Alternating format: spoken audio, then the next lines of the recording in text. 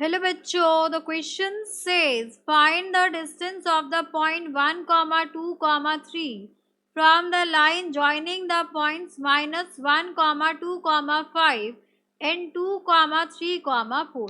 सो हमें इस पॉइंट का डिस्टेंस बताना है उस लाइन से जो इन दोनों पॉइंट्स को ज्वाइन करेगा।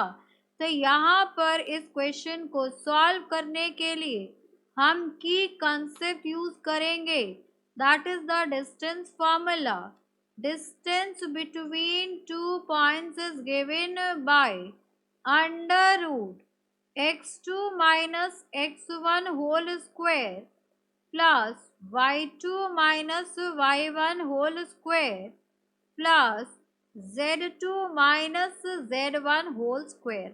अब यहाँ पर डिस्टेंस फार्मूला यूज कर लिया। And one more thing is equation of line passing through points x1, y1, z1 and x2, y2, z2। अब यहाँ से अगर हम इक्वेशन ऑफ लाइन लिखें, so that will be x minus x1 upon x2 minus x1 is equals to y minus y1 upon y2 minus y1 is equals to z minus z1 upon z2 minus z1, जिसमें ये points आपके direction ratios हैं and x1 y1 z1 से ये line आपकी पास करेगी। अब यहाँ पर देखो, हमें ये एक लाइन गिवन है जो किन पॉइंट्स को यहाँ पर ज्वाइन कर रही है, that is -1, then y coordinate है आपका 2 and z coordinate is 5। Then next यहाँ पर देखिए, अगर हम सेकेंड पॉइंट की बात करें दैट इज 2, 3, 4, तो यहाँ पर ये वाले पॉइंट का कोऑर्डिनेट हो गया 2, 3, 4। अब यहाँ से एक परपेंडिकुलर लाइन है जिसके कोऑर्डिनेट्स हमें गिवन है 1, 2, 3। अब अगर हमें इसके कोऑर्डिनेट्स मिल जाए, फुट ऑफ परपेंडिकुलर मिल जाए, तो इसको हम नाम दे देते हैं P, इसको नाम दे देते हैं Q। तो इस लाइन पे अगर मुझे Q के कोऑर्डिनेट्स मिल जाए तो यहाँ से हम क्या फाइंड आउट कर लेंगे, हम PQ का डिस्टेंस फाइंड आउट कर लेंगे। तो अब देखिए यहाँ पर क्या करना है हमें, यहाँ पर हमें Q के कोऑर्डिनेट्स कैसे मिलेंगे।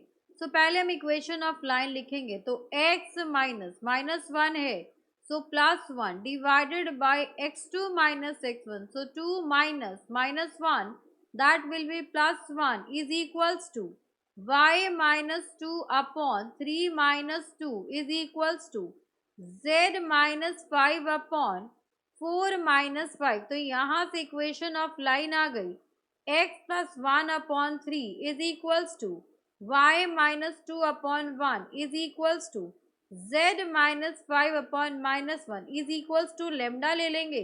तो यहाँ से x कोऑर्डिनेट आ जाएगा 3 lambda minus 1, y coordinate will be lambda plus 2 and z coordinate will be minus lambda plus 5। तो यहाँ से मुझे x के कोऑर्डिनेट मिल गए 3 lambda minus 1 lambda plus 2 and minus lambda plus 5। तो यहाँ से Q के कोऑर्डिनेट्स मिल गए। अब यहाँ पे हम देखेंगे कि इस लाइन का डायरेक्शन रेशियो क्या है, तो इसको हम L1 नाम दे देते हैं, इसको हम L2 नाम दे देंगे। So direction ratio of line L1 is given by, ये हो गया आपके पास 3, 1 and -1, this is 3 then 1 and then -1। अब हमें L2 का डायरेक्शन रेशियो चाहिए, तो यहाँ पर आएगा आपके पास direction ratio of line L2 will be given by, यहाँ से हो जाएगा आपके पास 3 lambda -1 and -1, second will be lambda plus 2 minus 2 and minus lambda plus 5 minus 3। अब यहाँ पर इसको फर्दर सॉल्व करेंगे तो ये हो जाएगा 3 लेमडा माइनस 2, यहाँ से हो जाएगा आपके पास lambda and this will be minus lambda plus 2। अब हमें पता है कि दो लाइंस अगर परपेंडिकुलर हैं तो उनके डायरेक्शन रेशियोज के प्रोडक्ट का सम 0 होगा। So we know that a1 a2 plus b1 b2 plus c1 c2 equals to 0। तो यहाँ पर आपके पास है 3 1 एंड माइनस 1, 3 1 माइनस 1, ये हो जाएगा आपके पास a1 b1 और c1 आ गया। अब नेक्स्ट देखिए, नेक्स्ट आ जाएगा आपके पास 3 lambda minus 2। So 3 lambda minus 2, next is lambda and next is minus lambda plus 2। तो ये आ गए आपके पास दोनों ही पॉइंट के डायरेक्शन रेशियो, तो इनका मल्टीप्लिकेशन आपका 0 हो जाएगा। सो 3 times of 3 lambda minus 2 plus 1 times of lambda plus minus 1 times of minus lambda plus 2 equals to 0. So on multiplying we will get 3 3s are 9 minus 6 plus lambda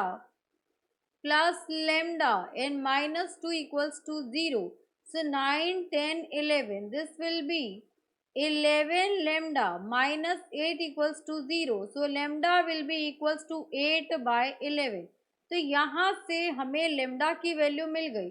तो अगर हम यहाँ पर पॉइंट लेमडा की value put कर देंगे, so coordinates of point Q will be, यहाँ पर आ जाएगा 3 into 8 by 11 minus 2 and lambda is 8 by 11 minus 8 by 11 plus 2। तो इसको हम सिंप्लीफाई करेंगे तो ये हो जाएगा 24 माइनस 22 बाई 11, 8 बाई 11 एंड ये हो जाएगा माइनस 8 प्लस 22 बाई 11। इसको फर्दर सॉल्व करेंगे तो ये हो जाएगा 2 बाई 11, 8 बाई 11 एंड यहाँ से वैल्यू आएगी आपके पास 14 बाई 11। तो ये हो गया 14 बाई 11।